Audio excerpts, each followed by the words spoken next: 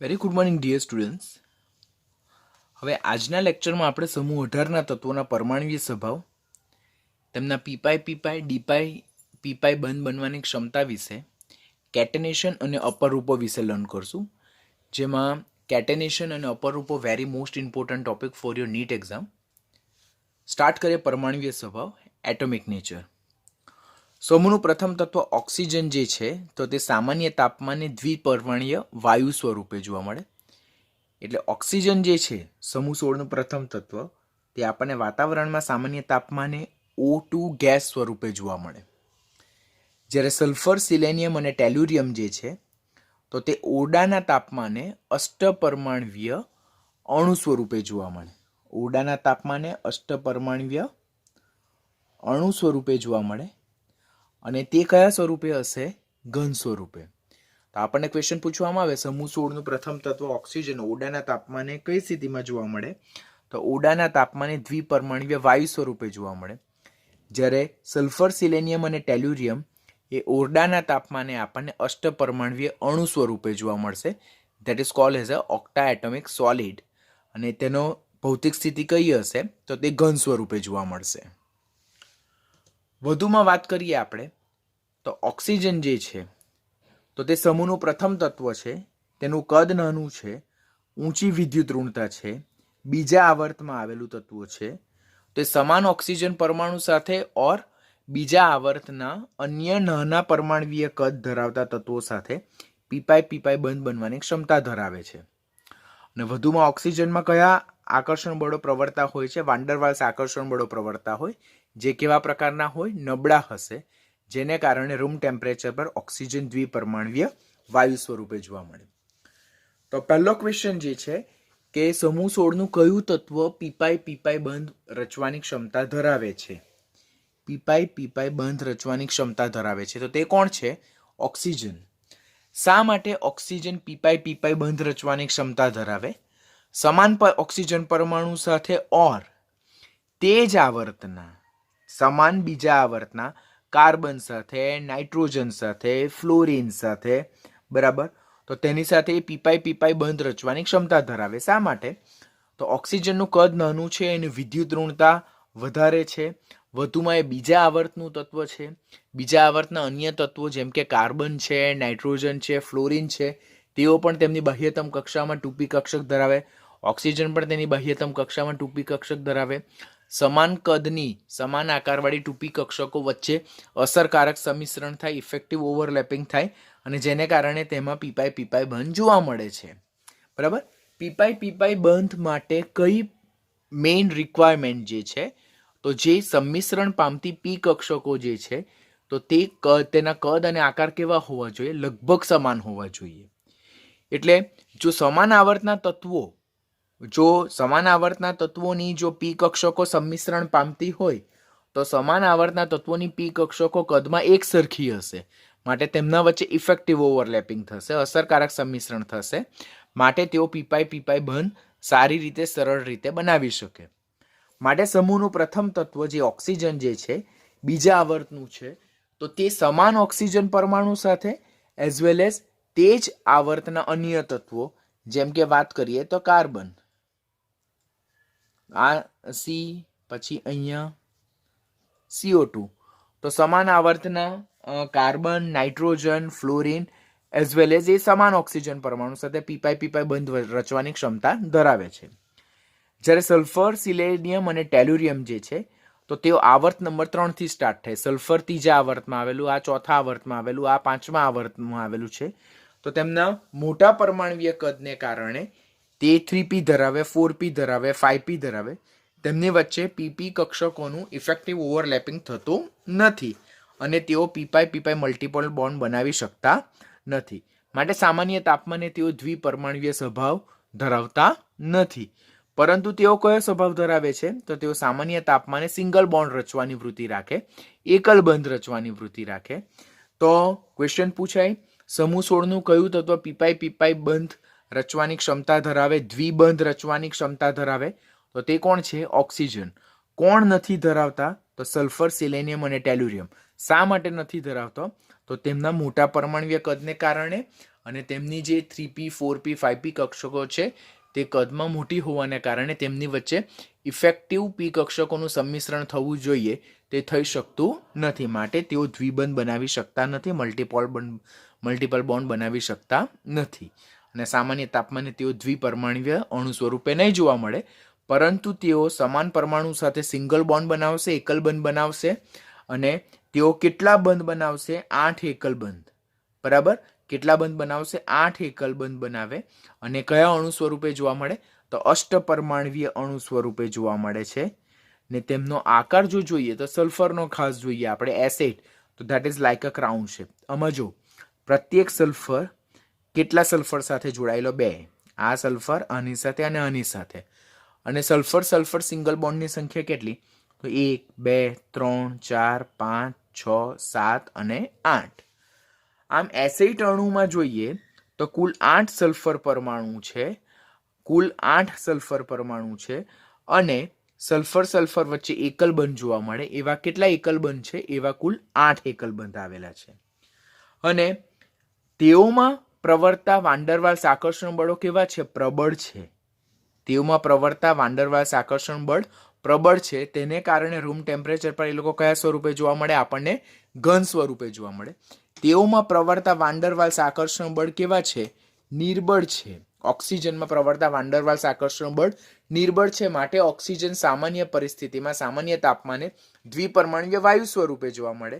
જ્યારે સલ્ફર, સિલેનિયમ અને ટેલ્યુરિયમમાં પ્રવર્તા વાન્ડરવાલ્સ આકર્ષણ બળો પ્રબળ છે, માટે તેઓ રૂમ ટેમ્પરેચર પર કઈ સ્થિતિમાં જોવા મળે? આપણને ઘન સ્થિતિમાં જોવા મળે છે. વધુમાં પીપાઈ ડીપાઈ બંધ બનાવવાની ક્ષમતા જો જોઈએ તો ઓક્સિજન એ બીજા આવર્તનું તત્વ છે, અને આપણને ખબર છે કે બીજા આવર્તમાં ડી કક્ષકનો અભાવ છે. પરિણામે સમૂહ 16 નું પ્રથમ તત્વ ઓક્સિજન એ પીપાઈ ડીપાઈ બંધ બનાવી શકતું નથી, because it is from period number 2, અને પીરિયડ નંબર 2 આવર્ત નંબર 2 માં ડી કક્ષકનો અભાવ હોય, માટે ઓક્સિજન પીપાઈ ડીપાઈ બંધ બનાવી શકતું નથી. સમૂહના અન્ય તત્વો પાસે ખાલી પડેલી ઓર ભરેલી ડી કક્ષકોની હાજરીને કારણે તેઓ પીપાઈ ડીપાઈ બંધ બનાવી શકે છે. વધુમાં ઉપરથી નીચે તરફ જઈએ, એટલે કે સલ્ફરથી ટેલ્યુરિયમ તરફ જઈએ આપણે, તેમ પીપાઈ ડીપાઈ બંધ બનવાની વૃત્તિ ક્રમશઃ કેવી થતી જાય છે? ઘટતી જાય છે. તો ઓક્સિજન પાસે તો ડી કક્ષકનો અભાવ છે, એટલે ઓક્સિજન તો પીપાઈ ડીપાઈ બંધ બનાવી શકતું જ નથી. પરંતુ સમૂહના અન્ય તત્વો પાસે ખાલી પડેલી અને અથવા ભરેલી ડી કક્ષકોની હાજરીને કારણે તેઓ પીપાઈ ડીપાઈ બંધ બનાવી શકે છે. પરંતુ સલ્ફરથી ટેલ્યુરિયમ તરફ જતા જે પીપાઈ ડીપાઈ બંધ બનવાની વૃત્તિ છે તે ક્રમશઃ શું થતી જાય છે? ઘટતી જાય છે. તો આપણને એમ થાય કે સર એવું શા માટે? તો જેમ આપણે સમૂહમાં ઉપરથી નીચે તરફ જઈએ તેમ ડી કક્ષકો જે કદમાં મોટી થતી જાય. હવે જો પીપાઈ અને ડીપાઈ બંધ બનવો જોઈએ, બનાવવો હોય, બરાબર, તો પીપાઈ અને ડીપાઈ કદમાં કેવી હોવી જોઈએ? લગભગ સમાન હોવી જોઈએ. પીપાઈ અને ડીપાઈ કદમાં કેવી હોવી જોઈએ? લગભગ સમાન હોવી જોઈએ. જો પીપાઈ અને ડીપાઈ કદમાં લગભગ સમાન હોય તો તેમના વચ્ચે અસરકારક સંમિશ્રણ થશે, ઇફેક્ટિવ ઓવરલેપિંગ થશે. અને જો ઇફેક્ટિવ ઓવરલેપિંગ થાય તો તેમની વચ્ચે અસરકારક સંમિશ્રણ થાય, ઇફેક્ટિવ ઓવરલેપિંગ થાય, અને તો પીપાઈ ડીપાઈ બંધ સરળતાથી બની જાય. હવે સમૂહમાં ઉપરથી નીચે તરફ જઈએ તેમ જેમ જેમ ડી કક્ષકો કદમાં મોટી થતી જાય તેમ તેમ પીપાઈ ડીપાઈ કક્ષકો વચ્ચેનું જે ઇફેક્ટિવ ઓવરલેપિંગ અસરકારક સંમિશ્રણ થવું જોઈએ તે થઈ શકતું નથી. માટે સમૂહમાં ઉપરથી નીચે તરફ જતા પીપાઈ ડીપાઈ બંધ બનવાની વૃત્તિ ક્રમશઃ કેવી થતી જાય છે? ઘટતી જાય છે. ઉદાહરણ તરીકે જોઈએ આપણે તો અહીંયા કાર્બન જેની 2p કક્ષક સલ્ફરની 3d કક્ષક સાથે સંમિશ્રણ પામે તો તેમાં રચાતો જે બંધ જે છે તે કેવો છે? સ્થાયી છે. કેમ? તો કાર્બનની 2p અને સલ્ફરની 3d તો તેના કદ લગભગ સમાન છે, નોટ એક્ઝેક્ટલી સેમ પણ લગભગ સમાન, નિયર અબાઉટ ઇક્વલ ટુ. માટે તેમના વચ્ચે ઇફેક્ટિવ ઓવરલેપિંગ થાય, માટે એમના વચ્ચે રચાતો પીપાઈ ડીપાઈ બંધ પ્રબળ હશે, માટે આ સંયોજન સ્થાયી હશે. એની સાપેક્ષમાં કાર્બનની 2p અને સિલેનિયમ જે છે તેની 4d કક્ષક વચ્ચે ઓવરલેપિંગ થાય. તો કાર્બનની 2p અને સિલેનિયમની 4d તો એમના વચ્ચે કદ તફાવત મોટો છે, જેને કારણે બંધ જે છે તે અસ્થાયી હોય અને જે સરળતાથી વિઘટનને પામે. જ્યારે ટેલ્યુરિયમ જે છે તો તે 5D ધરાવે, 5મા આવર્તનું તત્વ. તો એની 5D અને કાર્બનની 2p કક્ષક, તો 2p અને 5D વચ્ચે ઓવરલેપિંગ થાય. તો ઇફેક્ટિવ ઓવરલેપિંગ નહીં થશે, બીકોઝ 2p અને 5D કદમાં ઘણો મોટો તફાવત હોવાને કારણે તેમના વચ્ચે ઇફેક્ટિવ ઓવરલેપિંગ નથી થતું. માટે જે બંધ જે છે તે ઘણો કેવો છે? અસ્થાયી છે. પરિણામે જેમ સમૂહમાં ઉપરથી નીચે તરફ આવીએ તેમ જેમ ડી કક્ષકો કદમાં મોટી થતી જાય તેમ નાની પી કક્ષકો સાથે તેઓ અસરકારક સંમિશ્રણ દર્શાવતી નથી. પરિણામે સમૂહમાં ઉપરથી નીચે તરફ જતા પી પાઈ ડી પાઈ બંધ બનવાની વૃત્તિ ક્રમશઃ કેવી થતી જાય છે? ઘટી જાય છે. તો પરમાણ્વીય સ્વભાવમાં આપણે શું ખાસ આપણે મેજર ફોકસ યાદ રાખવાનું કે ઓક્સિજન જે છે તો તે સામાન્ય તાપમાને દ્વિપરમાણ્વીય વાયુ સ્વરૂપે જોવા મળે, જ્યારે સમૂહના અન્ય તત્વો સામાન્ય તાપમાને એટલે કે ઓરડાના તાપમાને અષ્ટપરમાણ્વીય અણુ સ્વરૂપે જોવા મળે અને M8 ઓક્ટા એટોમિક સોલિડ સ્વરૂપે ઘન સ્વરૂપે જોવા. આ દ્વિપરમાણ્વીય છે અને વાયુ સ્વરૂપે છે. તેઓ અષ્ટપરમાણ્વીય અણુ સ્વરૂપે અને ઘન સ્વરૂપે જોવા મળે. બરાબર. ઓક્સિજન સમૂહ 16નું બીજા આવર્તનું તત્વ એ પીપાઈ બંધ બનાવી શકે છે, જ્યારે સમૂહના અન્ય તત્વો ને જે પી કક્ષકો કદમાં મોટી હોવાને કારણે તેઓ અસરકારક પી કક્ષકોનું સંમિશ્રણ દર્શાવતા નથી, માટે તેઓ પીપાઈ બંધ રચતા નથી, માટે તેઓ મલ્ટિપલ બોન્ડ બનાવતા નથી. બરાબર. એટલે દ્વિપરમાણ્વીય સ્વભાવ નથી દર્શાવતા, માટે તેઓ એકલ બંધ સ્વભાવ ધરાવે. અને ઓક્સિજનમાં પ્રવર્તા વાન ડર વાલ્સ આકર્ષણ બળો નિર્બળ છે, નબળા છે, માટે ઓક્સિજન સામાન્ય તાપમાને દ્વિપરમાણ્વીય વાયુ સ્વરૂપે જોવા મળે, જ્યારે સમૂહના અન્ય તત્વો જેમ કે સલ્ફર, સિલેનિયમ અને ટેલ્યુરિયમમાં પ્રવર્તા વાન ડર વાલ્સ આકર્ષણ બળો એ કેવા છે? તો એ પ્રબળ છે, જેને કારણે તેઓ ઓરડાના તાપમાને ઘન સ્વરૂપે જોવા મળે છે.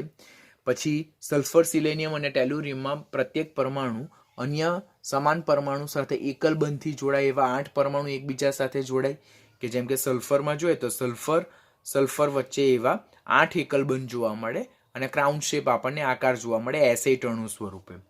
પછી ઓક્સિજન બીજા આવર્તનું તત્વ છે, માટે ડી કક્ષકનો અભાવ માટે પીપાઈ ડીપાઈ બંધ રચી શકતું નથી.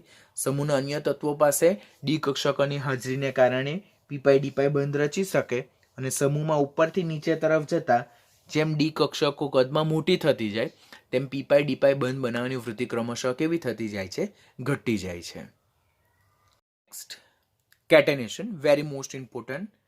IITમાં પણ આના બેઝ પર ખાસ ક્વેશ્ચન પૂછાયેલા છે. આપણી ટેક્સ્ટબુકમાં તો એના રિલેટેડ કંઈ વસ્તુ આપેલી નથી, પરંતુ આપણે નીટ માટે કમ્પલસરી ધ્યાન રાખવાનું રહેશે. પહેલાં તો કેટેનેશન એટલે શું? તો જ્યારે કોઈ પરમાણુ સમાન પરમાણુ સાથે એકલબંધ, દ્વિબંધ ઓર ત્રિબંધ દ્વારા જોડાઈને અસંખ્ય શૃંખલામય ઓર ચક્રીય સંયોજનો રચવાની જે વૃત્તિ ધરાવે તે ગુણધર્મને શું કહેવામાં આવે છે? કેટેનેશન. પહેલા તો કેટેનેશન એટલે શું તે આપણને ખબર પડવું જોઈએ. આપણે પી વિભાગમાં 14મા સમૂહમાં કેટેનેશન વિશે લર્ન કરેલું હતું. કેટેનેશન એટલે શું? કે કોઈ પરમાણુ સમાન પરમાણુ સાથે એકલબંધ, દ્વિબંધ ઓર ત્રિબંધ દ્વારા જોડાઈને અસંખ્ય શૃંખલામય અને ચક્રીય સંયોજનો રચવાની જે વૃત્તિ દર્શાવે તેને શું કહેવામાં આવે છે? કેટેનેશન કહેવામાં આવે છે. તો કેટેનેશનની પહેલા આપણને આ વ્યાખ્યા હોવી જોઈએ. સમાન પરમાણુ સાથે કોઈ પરમાણુ સમાન પરમાણુ સાથે, જેમ કે કાર્બન તો કાર્બન સાથે, સલ્ફર તો સલ્ફર સાથે, ઓક્સિજન તો ઓક્સિજન સાથે, સિલેનિયમ તો સિલેનિયમ સાથે. કોઈ પરમાણુ સમાન પરમાણુ સાથે એકલબંધ, દ્વિબંધ ઓર ત્રિબંધ દ્વારા જોડાઈને અસંખ્ય શૃંખલામય એટલે કે ચેઇન અને ચક્રીય એટલે કે સાયક્લિક કમ્પાઉન્ડ રચવાની જે વૃત્તિ દર્શાવે તેને શું કહેવામાં આવે છે? કેટેનેશન કહેવામાં આવે છે. The property of catenation that is totally or predominantly depend upon the bond dissociation enthalpy. Bond dissociation enthalpy એટલે શું? બંધ વિયોજન એન્થાલ્પી. બંધ વિયોજન એન્થાલ્પી એટલે શું? બંધને તોડવા માટે આપવી પડતી ઉર્જા, energy required to break the particular bond. તો કોઈ પણ પરમાણુ જે છે તો તેમાં જો પરમાણુ વચ્ચે જોવા મળતા બંધની સ્થાયીતા વધારે હોય, કોઈ પણ પરમાણુ વચ્ચે જોવા મળતે બંધની સ્થાયીતા વધારે હોય, ધેટ મીન્સ એ બંધની પ્રબળતા વધારે હોય, ધેટ મીન્સ એ બંધને તોડવા માટે ઉર્જા વધારે આપવી પડે, એટલે કે એની બંધ વિયોજન એન્થાલ્પી વધારે હોય તો તેવા પરમાણુમાં કેટેનેશનનો ગુણધર્મ આપણને કેવો જોવા મળે છે? વધારે જોવા મળે છે. એટલા માટે આપણે આ રિલેશન ખાસ યાદ રાખવાનું કે catenation is depend upon the strength of the particular bond form between the same like atoms. સમાન પરમાણુ વચ્ચે જે રચાયેલો બંધ જે છે, સિંગલ બોન્ડ જે છે, બરાબર, તેની સ્થાયીતા પર ડિપેન્ડન્ટ છે. જેટલી બંધની સ્થાયીતા વધારે તેટલી બંધને તોડવા માટે આપવી પડતી ઉર્જા વધારે, તેટલી બંધ વિયોજન એન્થાલ્પીનું મૂલ્ય વધારે, તેટલો કેટેનેશનનો ગુણધર્મ વધારે. વાયસા વર્સા, જો પરમાણુ વચ્ચે રચાતો બંધ નિર્બળ હશે, બરાબર, તો બંધને તોડવા માટે આપવી પડતી ઉર્જા ઓછી હશે, તો બંધ વિયોજન એન્થાલ્પીનું મૂલ્ય ઓછું હશે, તો તે પરમાણુ કેટેનેશનનો ગુણધર્મ કેવો દર્શાવતો હશે? ઓછો દર્શાવતો હશે. તો પહેલા તો કેટેનેશનની વ્યાખ્યા અને કેટેનેશન માટે બંધ વિયોજન એન્થાલ્પીનું મૂલ્ય ડાયરેક્ટલી પ્રપોઝનલ રિલેશનમાં છે તે ખાસ યાદ રાખવાનું. આના બેઝ પર આખી ટૂંકનોંધ આપણી રેડી થશે કે જો બંધ વિયોજન એન્થાલ્પીનું મૂલ્ય વધારે હશે તો કેટેનેશનનો ગુણધર્મ કેવો હશે? ડેફિનેટલી વધારે હશે. બંધ વિયોજન એન્થાલ્પીનું મૂલ્ય ઓછું હશે તો કેટેનેશન ઓછું જોવા મળે. હવે સમૂહમાં ઉપરથી નીચે તરફ જતા સામાન્ય વર્તણૂક આપણે યાદ રાખવાનું. કેટેનેશન સમૂહમાં સામાન્ય રીતે ઉપરથી આ ટ્રેન્ડ પર આવીએ તે પહેલા આપણે વિચારીએ કે સમૂહમાં ઉપરથી નીચે તરફ જતા શું થાય. તો સમૂહમાં ઉપરથી નીચે તરફ જતા પરમાણુનું કદ કેવું થતું જાય છે? વધતું જાય છે. પરમાણુનું કદ વધતું જાય છે, ધેટ મીન્સ બે સિંગલ પરમાણુ વચ્ચે રચાતા બંધની લંબાઈ વધી જાય, અને બે સિંગલ પરમાણુ વચ્ચે રચાતા બંધની લંબાઈ વધી જાય તેને કારણે તે બંધ લંબાઈ વધે તો બંધ સ્થાયીતા ઘટે, બંધ સ્થાયીતા ઘટે તો બંધને આપવા માટે જે ઉર્જા આપવી પડે તોડવા માટે તે ઓછી જોઈએ, તો બંધ વિયોજન એન્થાલ્પી ઘટે. તો સમૂહમાં ઉપરથી નીચે તરફ જતા કેટેનેશનનો ગુણધર્મ સામાન્ય રીતે શું થાય છે? ઘટતો જાય છે. જો હું તમને બતાવું અહીંયા, આ ઓક્સિજન અને આ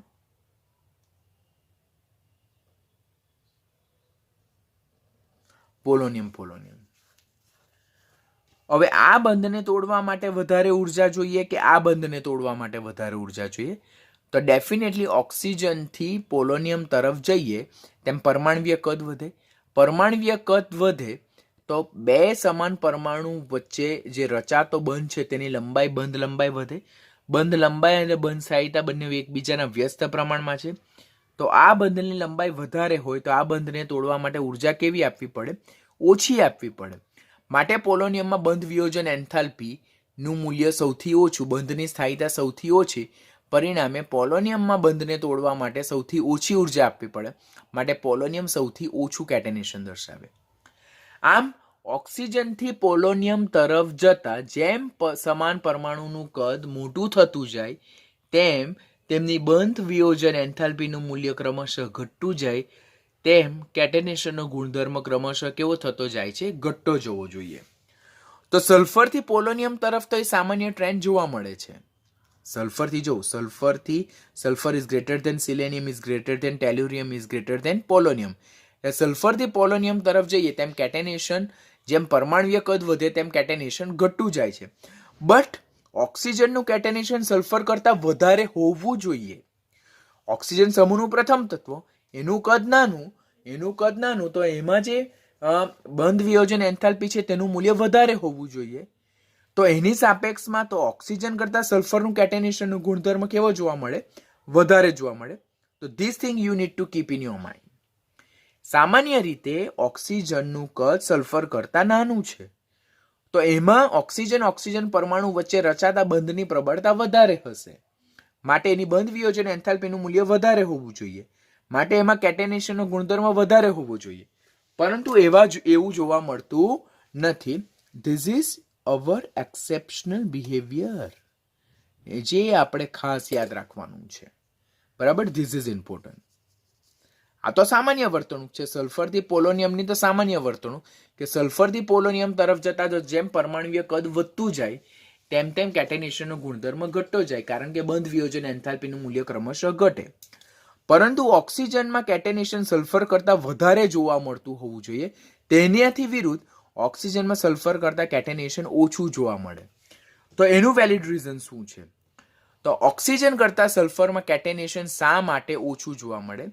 તો આપણને ખબર છે કે આ ઓક્સિજન છે તેમાં પાઈ બંધ જોવા મળે અને 2 લોન પેર ઓફ ઇલેક્ટ્રોન આ રીતે જોવા મળે. નજીકના 2 ઓક્સિજન પરમાણુ જેમના કદ નાના હોવાને કારણે તેમના લોન પેર ઓફ ઇલેક્ટ્રોન એકબીજાની ઘણા નજીક આવે અને તેમની વચ્ચે પ્રબળ અપાકર્ષણ ફીલ થાય. તેને કારણે જે બંધકારક ઇલેક્ટ્રોન યુગ્મ છે તેમને પણ એ લોકો પ્રબળ રીતે અપાકર્ષે, જેને કારણે ઓક્સિજનની બંધ લંબાઈ કેવી થઈ જાય? વધી જાય. બંધ લંબાઈ વધી જાય તો બંધ સ્થાયીતા ઘટી જાય. તો એ બંધને તોડવા માટે ઉર્જા કેવી આપવી પડે? ઓછી આપવી પડે. પરિણામે ઓક્સિજનમાં જે બંધ વિયોજન એન્થાલ્પીનું મૂલ્ય જોવા મળે તે સલ્ફર કરતા કેવું જોવા મળે છે? ઓછું જોવા મળે છે. હું શું કહેવા માંગુ છું તમને ખ્યાલ આવે છે ને કે આ ઓક્સિજન જે નાના કદનો પરમાણુ છે, ઓક્સિજનમાં 2 ઓક્સિજન પરમાણુ વચ્ચે દ્વિબંધ જોવા મળે. બાકીના જે ઇલેક્ટ્રોન જે છે તે લોન પેર ઓફ ઇલેક્ટ્રોન તરીકે બંને ઓક્સિજન પર છે. હવે ઓક્સિજન પરમાણુના નાના કદને કારણે તેના અબંધકારક ઇલેક્ટ્રોન યુગ્મ છે તે એકબીજાની નજીક હોય માટે તેમની વચ્ચે સ્ટ્રોંગ રિપલ્ઝન થાય, પ્રબળ અપાકર્ષણ થાય અને એને કારણે ઓક્સિજન વચ્ચેના બંધકારક ઇલેક્ટ્રોન યુગ્મને પણ એ શું કરે છે? મહત્તમ અપાકર્ષણ. હવે આ બંને જો એકબીજાથી દૂર જવાનો પ્રયત્ન કરે તો આ કંઈ એકબીજાની નજીક થોડા રહે. જો અબંધકારક ઇલેક્ટ્રોન યુગ્મ વચ્ચે સ્ટ્રોંગ રિપલ્ઝન થાય, અપાકર્ષણ થાય તો definitely they will try to move away from each other. તેઓ એકબીજાથી દૂર જવાનો પ્રયત્ન કરે. એવા કિસ્સામાં બંધકારક ઇલેક્ટ્રોન પણ યુગ્મ પણ પોતાનાથી એકબીજાથી દૂર જાય અને એને કારણે ઓક્સિજન બંધ લંબાઈ તે કેવી થઈ જાય? વધી જાય. ઓક્સિજન બંધ કેવો બને? નિર્બળ બને. ઓક્સિજન બંધ નિર્બળ બને માટે જો બોન્ડ ડિસોસિએશન એન્થાલ્પી એટલે કે બંધ વિયોજન એન્થાલ્પીની જો વાત કરીએ તો ઓક્સિજનમાં જે જોવા મળે તેના કરતાં સલ્ફરમાં જોવા મળતી બંધ વિયોજન એન્થાલ્પી કેવી છે? વધારે. This is important. આ ખાસ યાદ રાખજો. ધીસ ઇઝ ઇમ્પોર્ટન્ટ કે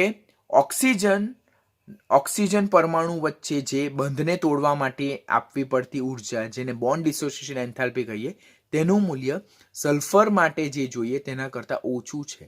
માટે કેટેનેશન ઓક્સિજનમાં કેવું જોવા મળે? ઓછું જોવા મળે, જ્યારે સલ્ફરમાં કેવું જોવા મળે? વધારે. કારણ કે આપણે અત્યારે જ જોયું કે કેટેનેશન માટે રિક્વાયરમેન્ટ શું છે? તો બંધ વિયોજન એન્થાલ્પી.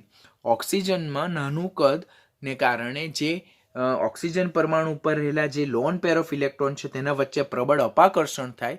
પ્રબળ અપાકર્ષણને કારણે તે બંધકારક ઇલેક્ટ્રોન યુગ્મને પણ એકબીજાથી અપાકર્ષે, એકબીજાથી દૂર લઈ જાય, બંધ લંબાઈ વધી જાય, બંધ સ્થાયીતા ઘટે, બંધ નિર્બળ બને, બંધને તોડવા માટે ઓછી ઉર્જા આપવી પડે. માટે ઓક્સિજનની જે બંધ વિયોજન એન્થાલ્પી છે તેનું મૂલ્ય સલ્ફરની જે બંધ વિયોજન એન્થાલ્પી છે તેના કરતાં ઓછું જોવા મળે, જેને કારણે કેટેનેશન ઓક્સિજનમાં ઓછું જોવા મળે અને સલ્ફરમાં વધારે જોવા મળે છે. આ અપવાદ કિસ્સો છે. બરાબર? તો ધેટ ઇઝ વેરી ઇમ્પોર્ટન્ટ. ખાસ ધ્યાનથી શીખજો. સલ્ફરમાં કેટેનેશન વધારે જોવા મળે છે માટે સલ્ફર એ પોલીસલ્ફેન્સ અને પોલીસલ્ફ્યુરિક એસિડ બનાવે. હવે આ જે ક્વેશ્ચન જે છે તો તે અત્યાર સુધી કોમ્પિટિટિવમાં પૂછાયેલો નથી, પરંતુ બધી જ રેફરન્સ બુકમાં એના બેઝ પર ડિસ્કશન પણ કરેલું છે, સબ્જેક્ટિવમાં અને મટીરિયલિસ્ટિક અને સાથે સાથે એમસીક્યુમાં પણ આના બેઝ પર ખાસ ક્વેશ્ચનરી કરેલી છે. તો આપણે કાળજી રાખવાની કે સલ્ફર સમૂહ 16નું સેકન્ડ ક્રમાંકનું તત્વ સલ્ફર સૌથી વધુ કેટેનેશન દર્શાવે, જેને કારણે પોલીસલ્ફેન અને પોલીસલ્ફ્યુરિક એસિડ જેવા સંયોજનો દર્શાવે. પોલીસલ્ફેન એટલે શું? કે જેમાં કોર્નર પર ટર્મિનલ પર હાઇડ્રોજન હોય અને વચ્ચે સલ્ફરના N પરમાણુ હોય. જો અહીંયા S2 લખવામાં આવે તો એને હાઇડ્રોજન ડાયસલ્ફાઇડ કહેવાય. H2S ને ડાયહાઇડ્રોજન સલ્ફાઇડ ઓર હાઇડ્રોજન સલ્ફાઇડ કહેવાય. ધીસ ઇઝ H2S2 જેને હાઇડ્રોજન ડાયસલ્ફાઇડ કહેવાય. પછી અહીંયા વચ્ચે 3 સલ્ફર હોય તો એને હાઇડ્રોજન ટ્રાયસલ્ફાઇડ કહેવાય. વચ્ચે 4 સલ્ફર હોય તો એને હાઇડ્રોજન ટેટ્રાસલ્ફાઇડ કહેવાય. અને પોલીસલ્ફ્યુરિક એસિડમાં વચ્ચે સલ્ફરના N પરમાણુ હોય અને ટર્મિનલ પર સલ્ફોનિક એસિડ ગ્રુપ હોય.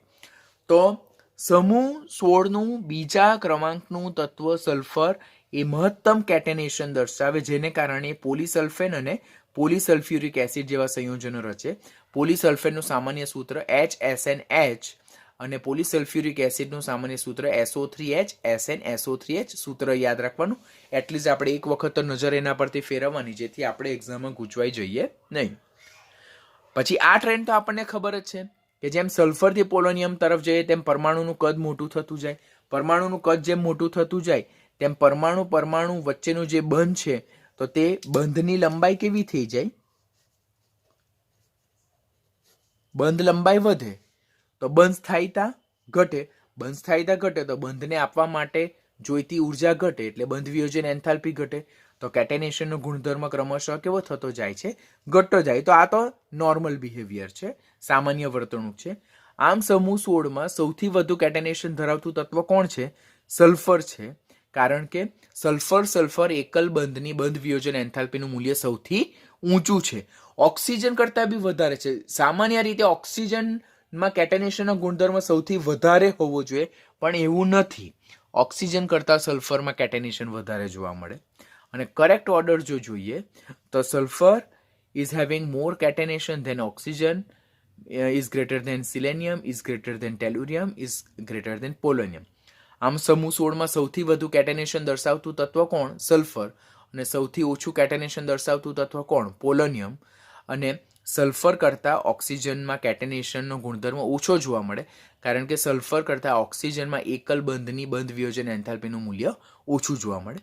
તો this is very important topic. આપણી ટેક્સ્ટબુકમાં એના રિલેટેડ કોઈ પણ જાતનું ડિસ્કશન નથી, પરંતુ આપણે કમ્પલસરી એને પ્રિપેર કરવાનું છે, બિકોઝ નીટ માટે ઇમ્પોર્ટન્ટ ટોપિક છે. નાઉ અલોટ્રોપી. અલોટ્રોપી એટલે કે અલોટ્રોપ્સ એટલે અપર રૂપો. અપર રૂપોને શું કહેવાય? અલોટ્રોપ્સ.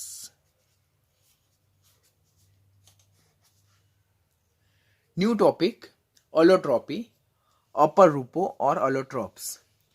પહેલા તો અલોટ્રોપી એટલે શું અને અલોટ્રોપ્સ એટલે શું? તો આપણને ખબર છે કે અલોટ્રોપ્સ એટલે એને શું કહેવાય? અપર રૂપો. અને અપર રૂપો દાખવવાની, અપર રૂપો ધરાવવાની ક્ષમતાને શું કહેવામાં આવે? અલોટ્રોપી. પણ અપર રૂપો એટલે શું? તો જ્યારે કોઈ એક તત્વ બે કે તેથી વધારે જુદા જુદા સ્ફટિકમય એટલે કે ક્રિસ્ટલાઇન ઓર એમોર્ફસ એટલે કે નોન ક્રિસ્ટલાઇન સંયોજનો સ્વરૂપે જોવા મળે તો આ ગુણધર્મને શું કહેવામાં આવે છે? અલોટ્રોપી કહેવામાં આવે છે. અને એવા જે સ્વરૂપો છે તેમને એકબીજાના શું કહેવામાં આવે છે? અપર રૂપો કહેવામાં આવે છે. પહેલા તો એલોટ્રોપી એટલે શું તે કાળજી રાખો. કોઈ તત્વ બે કે તેથી વધારે સ્ફટિકમય ઓર અસ્ફટિકમય, ક્રિસ્ટલાઇન ઓર એમોર્ફસ સ્વરૂપે જોવા મળે તો આ ગુણધર્મને શું કહેવામાં આવે? એલોટ્રોપી કહેવાય. અને આ જે જુદા જુદા સ્ફટિકમય અને અસ્ફટિકમય સ્વરૂપો જે છે, ક્રિસ્ટલાઇન અને એમોર્ફસ સ્વરૂપો છે, તેમને એકબીજાના શું કહેવામાં આવે છે? અપર રૂપો કહેવામાં આવે. એટલે હું વાત કરું તો કાર્બનની વાત કરીએ. આપણે 14મા સમૂહમાં કાર્બનમાં લર્ન કરેલું કે કાર્બન એ ગ્રેફાઇટ, ફુલેરિન, ત્યાર પછી કાર્બન બ્લેક, કાર્બન મેશ, ત્યાર પછી charcoal as well as fullerene, graphite, diamond, fullerene એમ જુદા જુદા સ્વરૂપે જોવા મળતું હતું, જે સ્ફટિકમય અને અસ્ફટિકમય બંને પ્રકારના હતા. બરાબર, આપણે જોયેલું હતું 14મા સમૂહમાં. તો આ જે હીરો, ગ્રેફાઇટ અને ફુલેરિન જે છે તે કાર્બનના શું છે? અલોટ્રોપ્સ છે. બરાબર. તો અલોટ્રોપ્સ એટલે શું? તો અલોટ્રોપ્સ એટલે અપર રૂપો. અલોટ્રોપ્સ એટલે શું? અપર રૂપો. અને અપર રૂપો એટલે શું? કે જ્યારે કોઈ એક તત્વ સે ફોર એક્ઝામ્પલ કાર્બન જે બે કે તેથી વધારે સ્ફટિકમય ઓર અસ્ફટિકમય, ક્રિસ્ટલાઇન ઓર એમોર્ફસ સ્વરૂપે જોવા મળે તો એ જે જુદા જુદા સ્વરૂપો છે, સ્ફટિકમય અસ્ફટિકમય સ્વરૂપો, તો તેમને એકબીજાના શું કહેવાય? અપર રૂપો કહેવાય. બરાબર. અને સાથે સાથે આ જે ગુણધર્મ છે તેને શું કહેવામાં આવે છે? એલોટ્રોપી કહેવામાં આવે છે. હવે અહીંયા પોઈન્ટ ખાસ યાદ રાખજો, જુદા જુદા ટર્મ્સ જે છે, તો એલોટ્રોપ્સ જે છે તો તે અપર રૂપો છે. બરાબર. Isomers and આઇસોટોપ્સ. આઇસોમર્સ એટલે સમઘટક અને આઇસોટોપ એટલે સમસ્થાનિક. તો આ બધા પોઈન્ટ આપણે ખાસ યાદ રાખવાનો. અપર રૂપો, સમઘટક અને સમસ્થાનિક. અપરૂપો એટલે શું કે એક જ તત્વ જુદા જુદા સ્ફટિકમય ઓર અસ્ફટિકમય ક્રિસ્ટલાઇન ઓર એમોર્ફસ સ્વરૂપે જોવા મળે તો તેઓને એકબીજાના અપરૂપો કહેવાય. ફુલેરીન, ગ્રેફાઇટ, પછી હીરો, ડાયમંડ જે છે તે કાર્બનના શું છે? અપરૂપો છે. They are not isomer, they are not આઇસોટોપ્સ.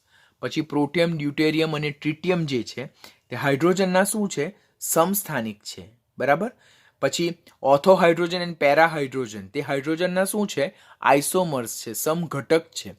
તો આ બધા પોઈન્ટ તમને યાદ રહેવા જોઈએ, જે ઓલરેડી 11th તમે ફંડામેન્ટલ ક્લિયર રાખેલા જ હશે. હવે આ જે અપરૂપો છે તો તેમાં તત્વ તો સમાન જ છે, માટે અપરૂપોના રાસાયણિક ગુણધર્મો કેવા હોય? સમાન હોય, પરંતુ તેમના ભૌતિક ગુણધર્મો કેવા હોય છે? જુદા જુદા હોય. તો એ પોઈન્ટ પણ યાદ રાખવાનું કે અપરૂપોમાં એક જ તત્વ હોવાથી તેમાં ઇલેક્ટ્રોનીય સંરચના સમાન છે, માટે તેમના રાસાયણિક ગુણધર્મો સમાન હશે અને ભૌતિક ગુણધર્મો કેવા કેવા હશે? જુદા જુદા હશે. સલ્ફરથી ટેલુરિયમ તરફ જઈએ તેમ જેમ જેમ કેટેનેશન ઘટતો જાય, જેમ જેમ કેટેનેશનનો ગુણધર્મ ઘટતો જાય તેમ તેમ અપરૂપોની સંખ્યા ક્રમશઃ કેવી થતી જાય છે? ઘટતી જાય છે.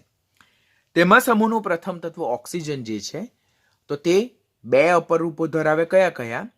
જે મોસ્ટ પ્રોબેબલ નોન જે છે તો તે છે ડાયઓક્સિજન અને ઓઝોન.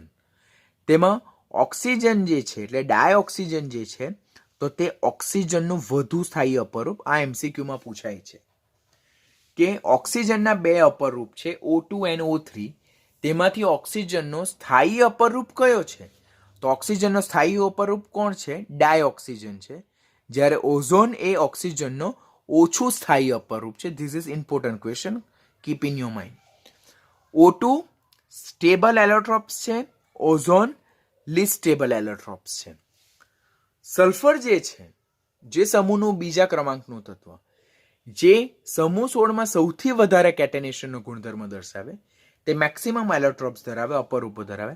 જેમ કે આલ્ફા સલ્ફર જેને રોમ્બિક કહેવાય, બીટા સલ્ફર જેને મોનોક્લિનિક કહેવાય, ગામા સલ્ફર, હોમોસાયક્લિક સલ્ફર અને પ્લાસ્ટિક સલ્ફર. બરાબર. તો આ બધા જે છે તે સલ્ફરના અપરૂપો જે છે તે આપણે ખાસ યાદ રાખવાના આવશે. સલ્ફરના અપરૂપો નીટ માટેનો મોસ્ટ ઇમ્પોર્ટન્ટ ક્વેશ્ચન, ખાસ કાળજી રાખવાની આપણે. તો સલ્ફર જે મહત્તમ કેટેનેશન દર્શાવતું તત્વ છે સમૂહ 16નું, જે અલોટ્રોપ્સ પણ સૌથી વધુ દર્શાવે. તો આ બધા અપરૂપોને આપણે હવે 1 by 1 ડિટેલમાં લર્ન કરતા જઈએ. પહેલું જે છે તો તે homocyclic species containing 6 to 20 sulphur atoms. પહેલા તો homocyclic species means what? Homocyclic એટલે શું? તો ચક્ર એટલે કે વલય, વલય એટલે રિંગ, રિંગના બધા જ ખૂણા જો સમાન પરમાણુના હોય તો એને હોમોસાયક્લિક રિંગ કહેવાય. સે ફોર એક્ઝામ્પલ બેન્ઝીન. બેન્ઝીનના 6 ખૂણામાં કાર્બન છે, માટે એ હોમોસાયક્લિક મોઇટી છે. પરંતુ પિરિડીનની વાત કરું તો એમાં કોઈ એક જગ્યાએ નાઇટ્રોજન આવે છે, એવી જ રીતે પિરિમિડિન પણ આવે, પિરિડીન આવે, પિરિમિડિન આવે. તો એમાં નાઇટ્રોજન અને કાર્બન બંને છે તો એ હિટ્રોસાયક્લિક છે. એટલે હોમોસાયક્લિક સ્પીસીસ એટલે શું કે જે ચક્રીય રિંગ હશે તેમાં બધા જ પરમાણુ કયા હશે? સલ્ફરના હશે. આપણે સલ્ફરના અપરૂપો શીખીએ છીએ. તો homocyclic species containing 6 to 20 sulphur atoms એટલે આપણે જે ચક્રીય વલય જોવાના છે જેમાં 6 થી 20 સલ્ફર પરમાણુ હશે અને તે કેવી રિંગ હશે? હોમોસાયક્લિક. એટલે એના બધા જ ખૂણા કોના દ્વારા સેટિસ્ફાય થયેલા હશે? સલ્ફર દ્વારા સેટિસ્ફાય થયેલા હશે. તેના મુખ્યત્વે 3 સ્વરૂપ: રોમ્બિક, જેને જ ઓથોરોમ્બિક કહેવાય, જેને જ ઓક્ટાહેડ્રલ કહેવાય ને જેને જ આલ્ફા સલ્ફર કહેવાય. મેં તમને 11th સમજાવેલું હતું કે રોમ્બિક છે તેને જ આપણે શું કહીએ છીએ? Alpha sulphur. AR રહેમાન સમજાવ્યું ને, આલ્ફા એન્ડ રોમ્બિક. મોનોક્લિનિક જે છે તેને બીટા સલ્ફર કહેવાય, તે પ્રિઝમેટિક સલ્ફર છે. મોનોક્લિનિક તેને બીટા સલ્ફર કહેવાય, તે કેવું છે? પ્રિઝમેટિક સલ્ફર છે. પછી સાયક્લોએસિક ફોર્મ જેને ઈટા સલ્ફર કહેવામાં આવે, ઓર એને શું કહેવામાં આવે છે? એન્જલ સલ્ફર કહેવામાં આવે છે. તો હોમોસાયક્લિક સ્પીસીસમાં mainly we are going to focus on this 3: rhombic, તે જ આલ્ફા સલ્ફર જે ઓક્ટાહેડ્રલ સલ્ફર તરીકે પણ ઓળખાય અને ઓથોરોમ્બિક તરીકે પણ ઓળખાય. મોનોક્લિનિક તે જ બીટા. જો રોમ્બિક એ આલ્ફા છે, AR રહેમાન. મોનોક્લિનિક એ બીટા છે, બરાબર, BMW. એને જ પ્રિઝમેટિક સલ્ફર કહેવાય. ને સાયક્લોએસિક્સ ફોર્મ તેને ઈટા સલ્ફર ઓર એન્જલ સલ્ફર કહેવામાં આવે. હવે આલ્ફા સલ્ફર અને બીટા સલ્ફર વચ્ચેનો main difference of first point. Alpha sulphur જે છે તેને જ આપણે રોમ્બિક સલ્ફર કહીએ છીએ. આલ્ફા સલ્ફરને જ આપણે રોમ્બિક સલ્ફર કહીએ છીએ અને બીટા સલ્ફરને જ આપણે શું કહીએ છીએ? મોનોક્લિનિક સલ્ફર. તો આ પોઈન્ટ આપણે ખાસ યાદ રાખવાનો રહેશે આલ્ફા અને બીટા સલ્ફરનો. એ પોઈન્ટ તમારા માઇન્ડમાંથી સ્કીપ થવો જોઈએ નહીં. આલ્ફા સલ્ફરને જ રોમ્બિક કહેવાય અને બીટા સલ્ફરને જ મોનોક્લિનિક સલ્ફર કહેવાય. It is yellow in colour, it is dull yellow in colour, not great difference. ઓરડાના તાપમાને અને 369 કેલ્વિનથી નીચા તાપમાને થાય. વેરી ઇમ્પોર્ટન્ટ ટોપિક, ખાસ યાદ રાખવાનો. નીચેનામાંથી આલ્ફા અને બીટા સલ્ફરના અપરૂપમાંથી ઓરડાના તાપમાને સ્થાયી સ્વરૂપ કયું? તો તે છે આલ્ફા સલ્ફર અને તે પણ 369 કેલ્વિનથી નીચા તાપમાને વધુ સ્થાયી છે. તો ક્વેશ્ચન પૂછાય કે આલ્ફા સલ્ફરની સ્થાયીતા વિશે તમારું પ્રેડિક્શન શું હશે? તો એ ઓરડાના તાપમાને સલ્ફરનું સ્થાયી સ્વરૂપ 369 કેલ્વિનથી નીચા, 396 નહીં, 369. It's not 396. તમને કોન્ટ્રાવર્શિયલ ક્વેશ્ચનમાં અહીંયા એમ પૂછે કે આલ્ફા સલ્ફર એ 396 કેલ્વિનથી નીચા તાપમાને સ્થાયી છે. તો તમને 3 બી દેખાય, 9 બી દેખાય ને 6 બી દેખાય, તો ત્યારે તમે ગૂંચવાઈ જાઓ કે હા સાચું છે, બટ એ ખોટું છે. It's 369, it's not 396. તો આલ્ફા સલ્ફર જે છે તે ઓરડાના તાપમાને સ્થાયી છે 360, કારણ કે ઓરડાનું તાપમાન એટલે 25 degree Celsius to 30 degree Celsius, એટલે 298 ડિગ્રી સેલ્સિયસ, બરાબર. 298 ડિગ્રી સેલ્સિયસથી 310 ડિગ્રી કેલ્વિન, 298 કેલ્વિનથી 310 કેલ્વિન. તો 298 કેલ્વિન ઓર 310 કેલ્વિન, તો એ 369 કેલ્વિનથી નીચું જ તાપમાન થાય. માટે આલ્ફા સલ્ફર એ ઓરડાના તાપમાને સ્થાયી છે, જે મોસ્ટ પ્રોબેબલી 369 કેલ્વિનથી નીચા તાપમાને સ્થાયી છે. જ્યારે બીટા સલ્ફર જે છે તો તે 369 કેલ્વિનથી ઊંચા તાપમાને સ્થાયી, એટલે ઓરડાના તાપમાને કેવું છે? અસ્થાયી. This is main important point of difference. આના ગલનબિંદુ વધારે છે, આના ગલનબિંદુ ઓછા છે, આના ગલનબિંદુ વધારે, આની ઘનતા વધારે, આની ઘનતા ઓછી જોવા મળે. ત્યારબાદ આ પાણીમાં અદ્રાવ્ય છે, કાર્બન ડાયસલ્ફાઇડમાં સંપૂર્ણ દ્રાવ્ય છે, બેન્ઝીન, આલ્કોહોલ, ઇથરમાં પણ દ્રાવ્ય. આ બંને પોઈન્ટ ઓલમોસ્ટ સેમ છે. જો આ પણ પાણીમાં અદ્રાવ્ય, આ પણ પાણીમાં અદ્રાવ્ય. આ પાણીમાં આ CS2માં સંપૂર્ણ દ્રાવ્ય, આ CS2માં દ્રાવ્ય છે. એટલે અહીંયા just this is small difference કે it is totally dissolve in carbon disulphide. Main ડિફરન્સનો પોઈન્ટ બનાવટ પણ છે કે ચાઇના ડીશ, જેને આપણે ક્રુશિબલ્સ કહીએ, બરાબર, તો તેમાં આપણે સલ્ફરને કાર્બન ડાયસલ્ફાઇડમાં ઓગાળવાનું. એટલે આપણે એક ચાઇના ડીશ લેવાની, તેમાં આપણે રો સલ્ફર લેવાનું. રો સલ્ફર એટલે કે અપરિષ્કૃત સલ્ફર લેવાનું. તેમાં આપણે કાર્બન ડાયસલ્ફાઇડ નાખવાનું. એટલે સલ્ફર જે છે તે કાર્બન ડાયસલ્ફાઇડમાં ડિઝોલ્વ થઈ જશે અને એ જે દ્રાવણ છે તેનું રૂમ ટેમ્પરેચરમાં બાષ્પીભવન કરવાનું. એટલે CH2 ઇવોપરેટ થઈ જશે. જ્યારે એ કોના સલ્ફર ક્રિસ્ટલ આપતો જશે? ઓક્ટાહેડ્રલ ક્રિસ્ટલ આલ્ફા સલ્ફરનું આપતું જશે. એટલે ચાઇના ડીશમાં સલ્ફરનું કાર્બન ડાયસલ્ફાઇડમાં બનાવેલું દ્રાવણ લઈએ અને એનું જો બાષ્પીભવન કરવામાં આવે તો આપણને આલ્ફા સલ્ફરના ઓક્ટાહેડ્રલ ક્રિસ્ટલ મળે. હવે આ જે આલ્ફા સલ્ફર મળે તેને પીગાળવાનું, ઊંચા તાપમાને પીગાળવાનું, ને પછી જો ઠંડુ પાડવામાં આવે તો આપણને આપણને નીડલ શેપ ક્રિસ્ટલ મળશે, બીટા સલ્ફરના મળશે. તો this is also main point of difference. 3 main point of difference છે. પહેલું આલ્ફા સલ્ફર, જેને રોમ્બિક કહેવાય, બીટાને મોનોક્લિનિક કહેવાય. આલ્ફા ઓરડાના તાપમાને સ્થાયી અને 369 કેલ્વિનથી નીચા તાપમાને સ્થાયી. બીટા ઓરડાના તાપમાને અસ્થાયી અને 369 કેલ્વિનથી ઊંચા તાપમાને સ્થાયી. આલ્ફા સલ્ફર બને કેવી રીતે? તો સલ્ફરનું કાર્બન ડાયસલ્ફાઇડમાં બનાવેલું દ્રાવણનું બાષ્પીભવન કરવાથી આલ્ફા સલ્ફરના આપણને ઓક્ટાહેડ્રલ ક્રિસ્ટલ મળે. બીટા કેવી રીતે મળે? તો આલ્ફા સલ્ફરને ગરમ કરીને ઠંડુ પાડવાથી, એટલે પીગાળીને ઠંડુ પાડવાથી બીટા સલ્ફરના નીડલ શેપ ક્રિસ્ટલ મળશે. આલ્ફા સલ્ફર જે છે તે અલ્પ માત્રામાં થર્મલ અને ઇલેક્ટ્રિક કન્ડક્ટિવિટી પણ ધરાવે. હવે અહીંયાથી નીટનો ઇમ્પોર્ટન્ટ ક્વેશ્ચન જનરેટ થાય છે કે આલ્ફા અને બીટા સલ્ફર જે છે તો બંનેઓમાં સલ્ફર એસિડ સ્વરૂપે જ જોવા મળે ને ક્રાઉન શેપ જ, બંનેઓમાં ક્રાઉન શેપ જ છે. જો આ બંને ક્રાઉન શેપ છે. ક્રાઉન શેપ એટલે રાણીના મુંગટ જેવો આકાર. Crown shape means what? રાણીના મુંગટ જેવો આકાર. પરંતુ what is the main difference between them? The main difference of their structure is their arrangement in crystalline lattice. અહીંયા જો બંનેની સમાન ગોઠવણી છે, ક્રિસ્ટલાઇન લેટાઇસમાં તેઓની સિમિલર અરેન્જમેન્ટ છે. અહીંયા અપોઝિટ અરેન્જમેન્ટ છે.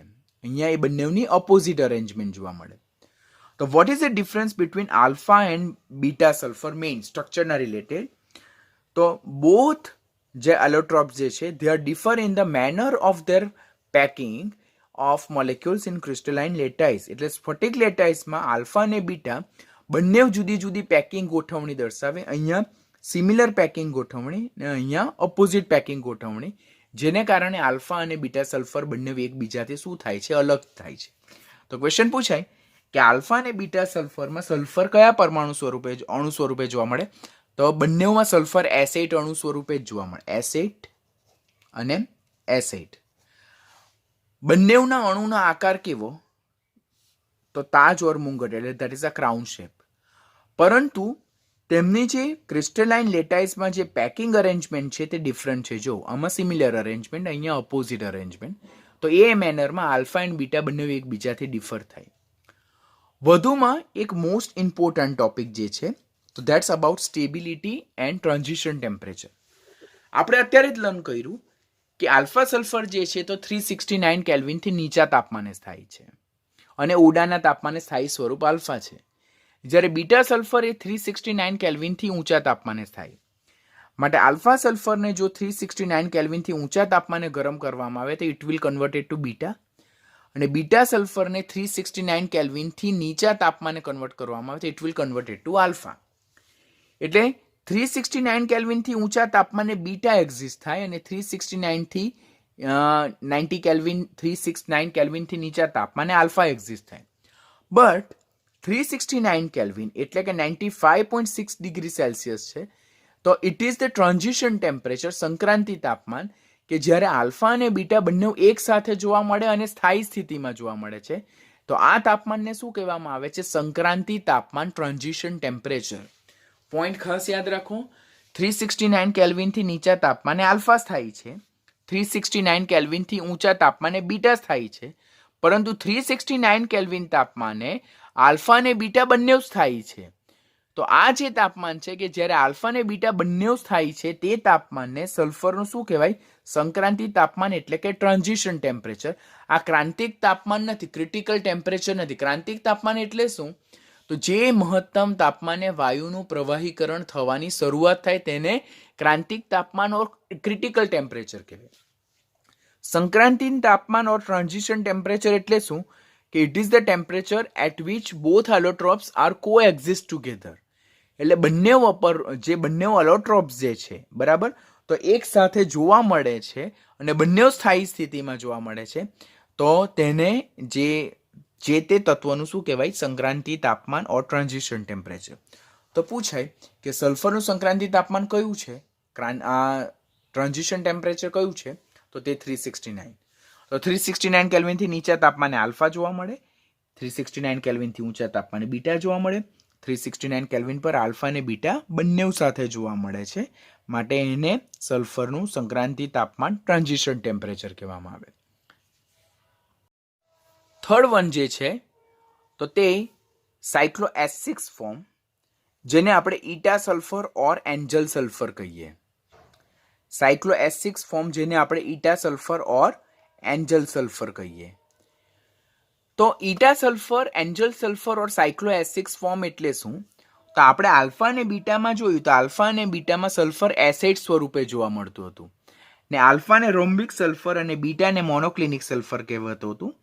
જ્યારે સાયક્લો S6 ફોર્મમાં સલ્ફરને ઈટા સલ્ફર કહેવાય ઓર એન્જલ સલ્ફર કહેવાય, કે જે 6 સભ્યવાળી રિંગ છે. કેટલા સભ્યવાળી રિંગ છે?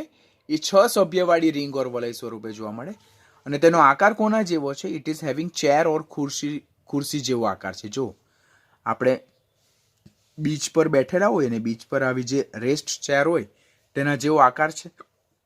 તો ક્વેશ્ચન પૂછાય સલ્ફરના કયા અપરૂપનો આકાર ચેર જેવો છે, ખુરશી જેવો છે? તો તે સાયક્લોએસિડ ફોર્મ, જેને ઈટા સલ્ફર કહેવાય. સલ્ફરનું જે અપર રૂપ, બરાબર, કે જે ખુરશી જેવો આકાર ધરાવે, તો તેમાં સલ્ફર પરમાણુ કેટલા છે? તો 1 2 3 4 5 અને કુલ 6 સલ્ફર પરમાણુ. તેમાં સલ્ફરનો બંધકોણ 102.2 ડિગ્રી અને સલ્ફરની બંધ લંબાઈ કેટલી છે? 205.7 ડિગ્રી. આ 205.7 પિકોમીટર છે. તો આમ સાયક્લોએસિડ ફોર્મ કે જે ચેર જેવું સંરચના ધરાવે, જેમાં 6 સલ્ફરના પરમાણુ જોડાઈને આપણને ખુરશી જેવી રિંગ ઓર વલય આપશે, અને એ કેવું છે? અસ્થાયી સ્વરૂપ છે. Than after different chain polymers, જેને આપણે કેટેના સલ્ફર ઓર એને પ્લાસ્ટિક સલ્ફર કહીએ છીએ, બરાબર. તો ચેઇન પોલિમર્સ, જે ડિફરન્ટ ચેઇન પોલિમર્સ, જેને કેટેના સલ્ફર કહેવાય, તેમાં સલ્ફરના કેટલા અણુઓ છે? તો સલ્ફરના અણુઓ અને સલ્ફરના n પરમાણુઓ એકબીજા સાથે જોડાઈને લાંબી પોલિમરિક શૃંખલા બનાવે, જેને કયું સલ્ફર કહેવામાં આવે? જેને પ્લાસ્ટિક સલ્ફર કહેવામાં આવે. પહેલા આપણે આલ્ફા જોયું એસિડ સ્વરૂપે, બીટા જોયું એ પણ એસિડ સ્વરૂપે જોયું, પછી સાયક્લો ચેર ફોર્મ જોયું, તે પણ એસિડ સ્વરૂપે જોયું, જેને એન્જલ સલ્ફર ઓર ઈટા સલ્ફર કીધું. આ પ્લાસ્ટિક સલ્ફર છે. પ્લાસ્ટિક સલ્ફરને જ આપણે કેટેના સલ્ફર કહીએ, જેમાં અસંખ્ય સલ્ફરના પરમાણુઓ એકબીજા સાથે જોડાઈને પોલિમરિક શૃંખલા બનાવે છે. આ જે સલ્ફર જે છે એટલે પ્લાસ્ટિક સલ્ફર, તો એ બને કેવી રીતે? તો આપણે અત્યારે જ જોયું કે સલ્ફર તો પાણીમાં કેવું છે? અદ્રાવ્ય છે.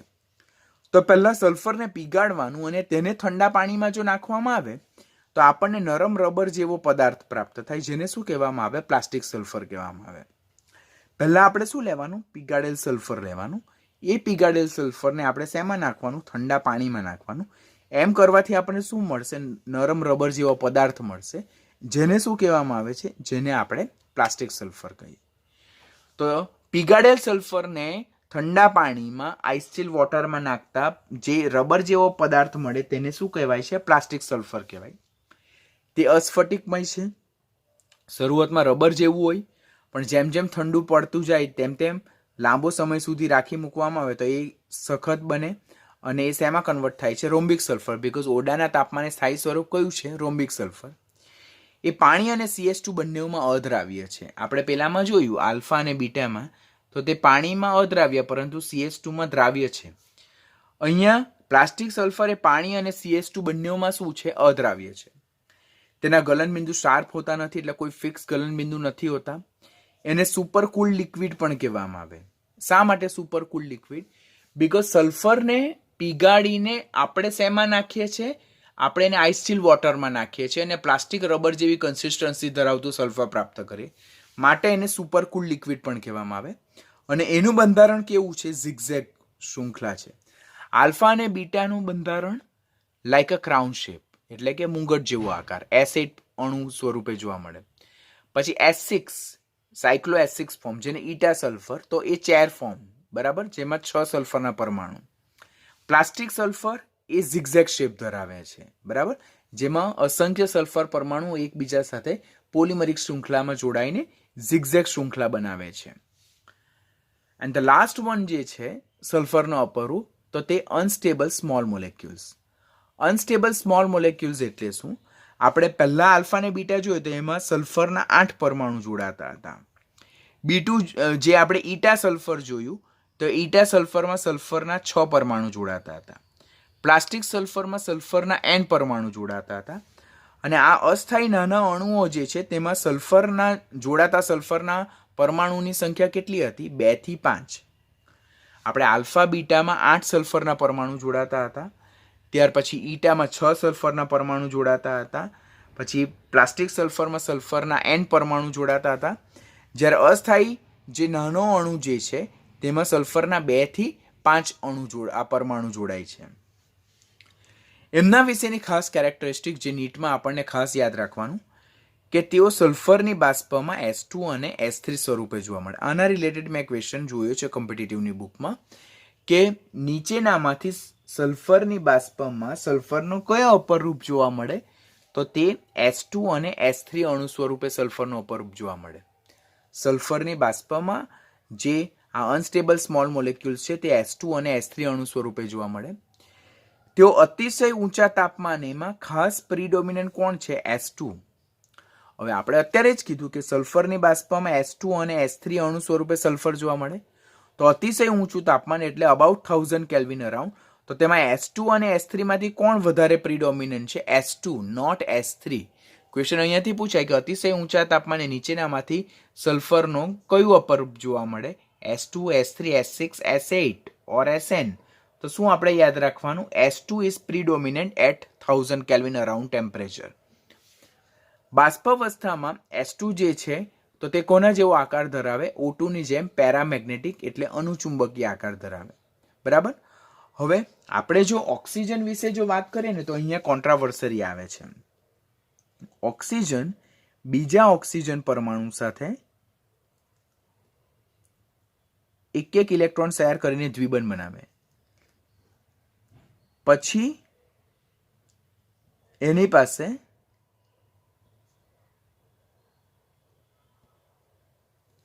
બે લોન પેર ઓફ ઇલેક્ટ્રોન છે. એટલે આમાં કોઈ પણ ઇલેક્ટ્રોન અયુગ્મિત નથી, કોઈ પણ ઇલેક્ટ્રોન અયુગ્મિત નથી.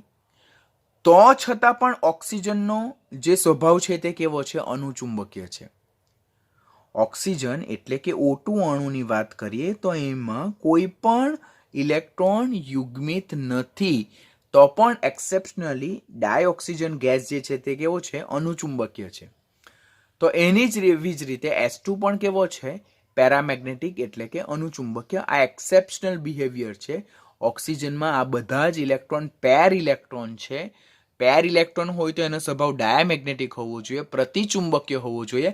પરંતુ ઓક્સિજનનો સ્વભાવ એ પ્રતિચુંબકીય ડાયામેગ્નેટિક નથી. શું છે?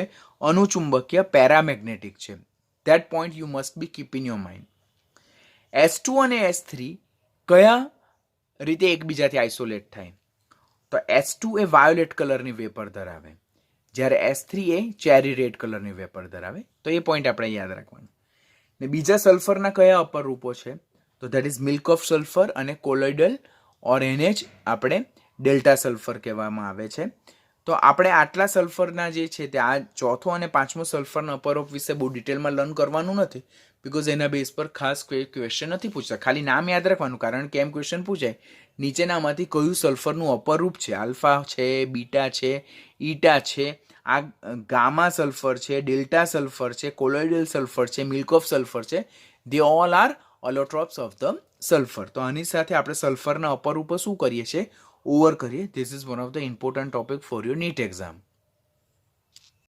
લાસ્ટ સમૂહના અન્ય તત્વોના અપરૂપોની જો વાત કરીએ તો સિલેનિયમના અપરૂપો તો 8 અપરૂપો જોવા મળે. અમુક સ્ફટિકમય છે, અમુક અસ્ફટિકમય છે. જેમ કે રેડ મોનોક્લિનિક જે એસિડ રિંગ સ્વરૂપે જોવા મળે. પછી ગ્રે હેક્ઝાગોનલ મેટાલિક સિલેનિયમ જે ઉષ્મીય સૌથી વધુ સ્થાયી છે, પોલિમરિક હેલિકલ ચેઇન સ્વરૂપે જોવા મળે. અને it is the only one allotrope who can conduct the electricity. અને અસ્ફટિકમય તે કયો છે? Amorphous black selenium. ખાલી નામ યાદ રાખવાના, પૂછાવાની શક્યતા ઓછી, પરંતુ આપણે કોઈ પણ જાતનું રિસ્ક નહીં લેવાનું. એટલે આપણે બધું જ કરતા છે તો આવા ટોપિકને પણ આપણે અનટચ તો નહીં જ રાખવાના. At least we should read at least one. Tellurium જે છે તે 2 અપરૂપો ધરાવે, ક્રિસ્ટલાઇન એન્ડ નોન ક્રિસ્ટલાઇન.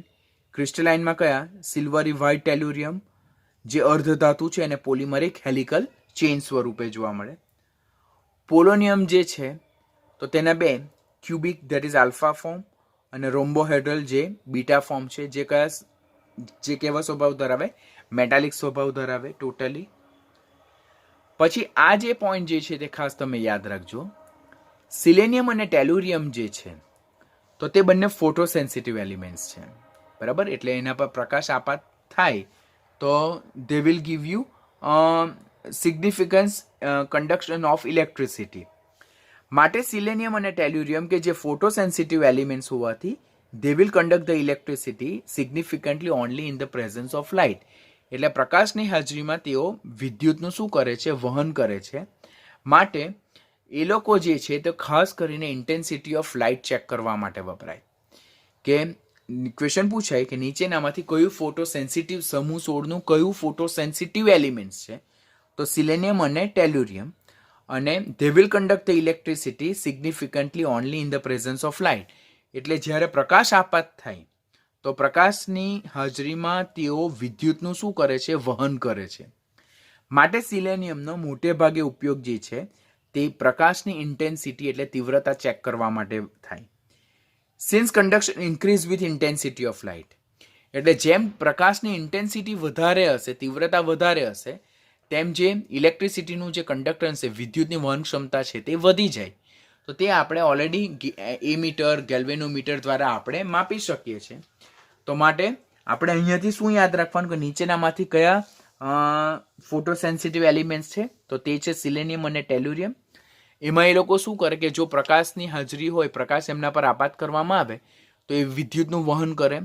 ખાસ કરીને સિલેનિયમનો ઉપયોગ જે લાઇટની ઇન્ટેન્સિટી જે છે, પ્રકાશની જે તીવ્રતા છે તેના માપવા માટે એનો ખાસ ઉપયોગ થાય.